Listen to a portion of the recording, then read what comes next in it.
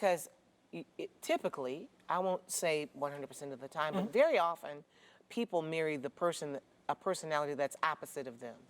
Yes. My husband Charles and I are opposite in every way. I'm from the north, he's from the south. I'm from the city, he's from the country. He likes out of doors, playing in the dirt and planting, greens and beans and taters and maters, and I love to be inside writing a book. I like sweet pickles, he likes dill. I like chocolate, he likes vanilla. Opposites attract. Oh my goodness. Yes. But sometimes opposites attack. Yes. Oh, that's a good one. That's good. So I need you to help us. Okay. Help.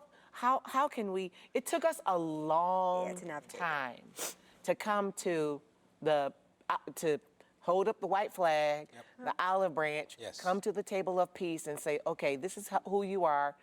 In order for us to live together in peace, I'm going to have to accept you. Can you help that person who doesn't want to take the next 20 years to learn what Charles and I had to learn? And that's why we did the podcast, because a part of it is that those are all things you like to do. Who you are is what you have in common. It's your character, it's your values, it's your belief system. So if you focus on what you have in common versus focus on what you are different about, you can begin to see the beauty. We talk about that uniqueness in relationships. Two different people are not going to come together and be exactly the same, but two people can come together and become one in Christ, because there's beauty in differences, and learning to respect that and value that, it brings value to your life, because I'm doing things I would have never done had I been distant with his IT and computers. I'm doing that now. And so there's always an exchange. You bring something that the other person needs, and when you can see it that way versus seeing it as a negative thing, you see it as, this person has something that I need, and I'm going to learn and discover this throughout this journey together. Yes. Gil, what are some of the responses that you're getting from people who've logged on to listen? It's been kind of mixed. We actually, the last one we had that was really good was somebody actually came to me and said, you know what, I binged to listen to you.